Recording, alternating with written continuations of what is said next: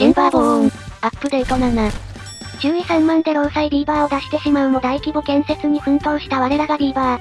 尊い犠牲のおかげで汚水で動く無限動力が完成。仲間の犠牲を無駄にしてはならぬ。開発の歩みを止めるなぁ。こちらの無限動力システムは見ての通り、汚水を使って動力を作る仕組み。動力の根源となる汚水は、2箇所の汚水の源から引いております。その結果がこれである。汚水ポンプに汚水が来てなーい。そりゃ向こうに流せばこっちにゃ来ねえよ。やることないならお家へお帰り。強制退社。まだメインシャフトと無限動力が繋がってないのか、工事急げー。繋がるまで工場関連前提し。無限動力に拡張の余地を残しつつ、新汚水ポンプ場の場所の土地を確保。地味に遠いが仕方なし。汚水水路下に管路を通すの、なんか気に入ったのず。だからなんだよ。仕事が少なく定時で会社から脱出するビーバー。余暇を楽しめ。前回悪潮で汚水排水が自動切り替えできなかった清水弁をこちらに移動。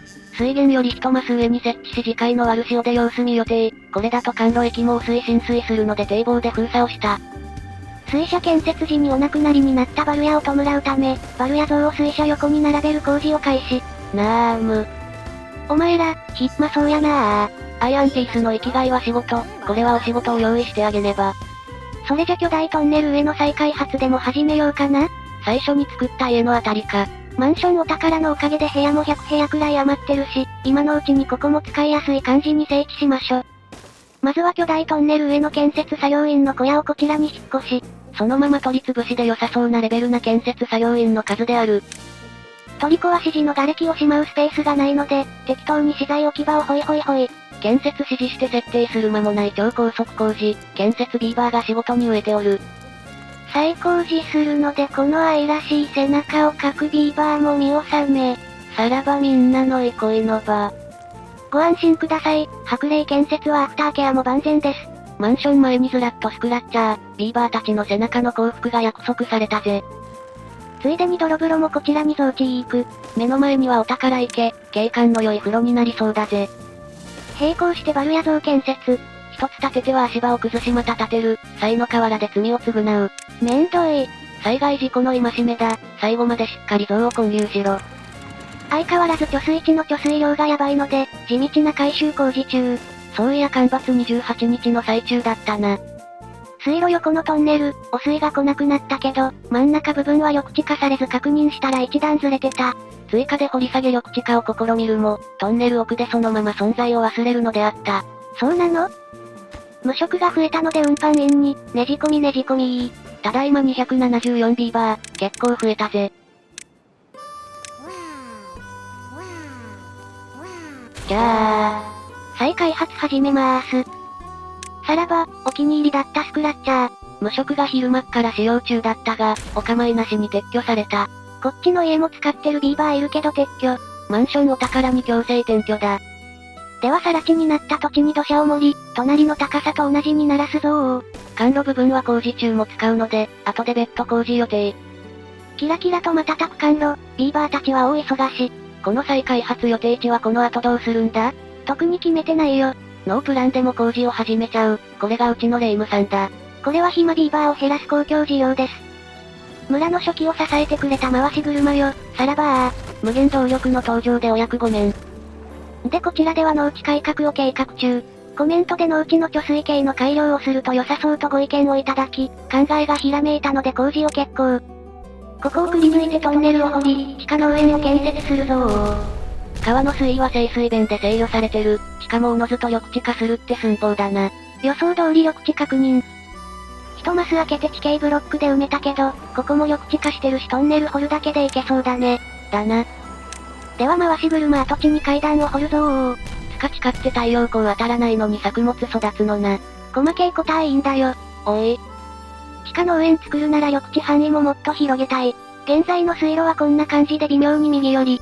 これだと左側が緑地化されなくてもったいない。なのでこんな感じで水路を作り直したいけど町の中心が邪魔。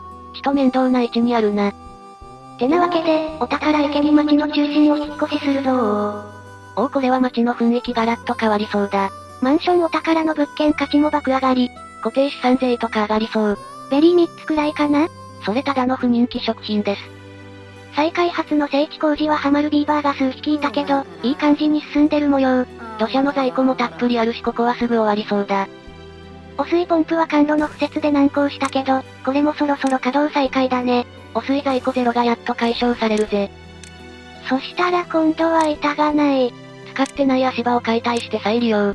ビーバー届かない位置の瓦礫は堤防を使って移動。ずる技入りまーす。浸水路工事でポンプを撤去予定、追加のポンプを建設開始だ。だが今のポンプの下は足場なので、本当は作り直す意味はない。そうだったの？板が足りないんじゃあ。無限動力登場で使われなくなった水車を解体、まとまった板の在庫をゲットだぜ。ってこの隙間に入るんかーい。そこはビーバー届きません。真面目に回収しようとしたら、このレベルの足場か階段を用意しなきゃか。板が欲しいのに大量の板が必要だ。面倒くせー。はい、ずる技入りまーす。ずるではありません、これは私が手動で運んでいるのです。おい。町の中心裏にもなんとなく追加で管路の駅を追加。接続していないが中心部分は完成済み。ここももう少しで工事終わりそうだ。はっぱー。地下緑地下のための水路工事も順調に進んでるぜ。お次は地下の応援掘削にあたり、崩落しない設計と植える作物の剪定を実施。高さ1マスの場合、植えられるのはコールラビキャッサバ、菜種にナスってところだな。結果崩落しない6マス幅でくり抜いて、一部移動用に足場を残す設計を採用。ではこんな感じでおなしゃーす。これだけ作付け面積増えればかなり収穫できそうだ。新しい食品でビーバーたちも喜ぶね。こっちの水車も撤去。トンネル掘りはめっちゃ板使うからな。そういうこと。皆の者を、キリキリ働けー。ビーバー、ずらー。夜中にひっそり町の中心をお引っ越し。お宝池の新しい中心が完成したようだな。その結果すべての施設が切り離された。すべてのビーバーが職場の割り当てを解除され、怪我ビーバーは医療ベッドから追い出された。地獄絵図。怪我してんのに野宿させられかわいそう。すまぬ。すまぬ。後ろの怪我した仲間など気にせず快楽に溺れるビーバー。お気楽な性格だな。新たな中心に繁殖ポットもお引っ越し。今のままだと水路建設の邪魔になるしな。繁殖ポットをぶっ壊せー。中身ちゃんと再利用してます、多分。それは多分と言わないでくれよ。ここが新しい君のお家だ。中身もちらちら見えている。無事運び終わったようで一安心。立派に育ってビーバー社会に貢献してくれたまえ。気がついたら再開発予定地の整地が完成してました。いやまだ管路下が低いままだぞ。そうだった。てなわけで管路の敷き直しじゃあ。ビーバーたちのラッシュアワーを避けての工事、不便だからサクッと工事しないとだ。そして途中で気づく、水のタンクは壊せないなと。干ばつ中の移設はリスクあるので、中途半端に埋め立てた。こんな感じになりそうろー。改めて見ると管路もだいぶ増えてきたな。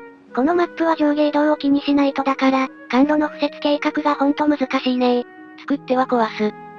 干ばつ残り13日、貯水池の水も減ってきて、やばいと感じ少し深いところの底を平坦化。こや干ばつ明けまで持たないか？トンネル工事もだいぶ進んで足場部分の撤去開始。大量の瓦礫を地上に運び出せ。横穴掘って離れ小島になってる部分も掘り掘り。なおこの横穴が、後の大惨事の原因となるのであった。そうなの？先生、この中に一人だけ仲間外れがいます。あんた汚水汲めないのになんでここにいるの？ここは汚水専用だよ。うっかりポンプを間違える、ビーバーあるあるである。干ばつ残り12日、お宝池が陥落。ビーバーのお肌の乾燥が心配だ。いや飲み水なくなる方が心配だよ。結構ピンチだ。意味あるかわからんけど未来のために、貯水段々システムを追加改修工事。緑地下範囲外になりそうだけど追加でトンネル掘り掘り。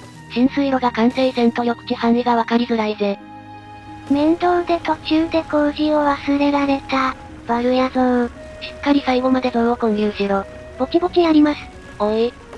やべ畑カッサカサだ。ずるい放水場作戦。積極的に使う気はなかったけど、これないとマジで滅びかねないよ。だな。地下の応援に管路駅を作ろうとして気づく、天井の高さが低いなと。今更だな。高さを確認。管路駅設置には高さが3必要です。てなわけでダイナマイトで吹き飛ばして設置。移動経路確保。こんな感じで2階建てにして、上の階の農場から農家さんが降りて地下で作業できるように調整。農場を3階層にできるかで悩み、一部を掘削して様子を見ることにしました。上から下に水が染み込むのは知ってるが、下から上って普段やらないからよくわからないぜ。貯水池完全に干上がっとるやないかーい。次回を見据えて底下げしてるが、こりゃいよいよ今回生き残れるのか怪しくなってきたぜ。地下農場建設現場では水路完成時の緑地範囲確認用に、追加の実験場を建設開始。またなんか変なの作ってる。ははは貯水池もだいぶ綺麗に整備されたが、肝心の水がいつまで経ってもたまらねえぜ。ガタガタな部分が気に入らないのでうめうめ。細かい。植林地の一部がカッサカサ。枯れるまで8日で干ばつ終了まであと5日、ギリ枯れずに済みそうだ。のんびりビーバーの作業を眺める日々。よくわからない施設をせっせとこさえるビーバー。あ、そうだ、新しい作物育てるなら新しい倉庫も準備しなきゃ。加工するならもっと必要になるぜ。やっはー、深夜にがっつり大爆破だー。夜中にやるなようるせえだろ。ここは昼間やると農家さん爆散しちゃうよ。安全第一。後で繋ごうと思ってた浸水路、うっかりで繋げちゃった。水が入ってきてしまったため、仕方なく反対側も爆破して完全に繋げた。トンネル工事の通路を塞ぎ忘れ、地下農場水防を打つ。離れ小島に至っては壁1枚分多く掘っちゃってるよ。急いでビーバー、ここんところ塞いでー。水不足でやばい時にがっつりのやらかし糸かなし。一滴も無駄にはできぬ、急ぎポンプで汲み取るぞー。隙間からノズルを出せ、無理やり汲み出すぞ。離れ小島の方もとにかく壁で塞がなきゃ。水の蒸発範囲広がってそうだしどうなることやら。離れ小島の穴を開けろー。中に見えるは水没した農場予定地。干ばつ明けに農場疲労のつもりがこりゃ無理か、せめて回復くらいはなんとか。こちらは自動給水ポンプでの汲み上げで対処。シャフトが遠いぞー。まあそうなるわな。ダッシュで繋いで地下の水を川に戻すのだー。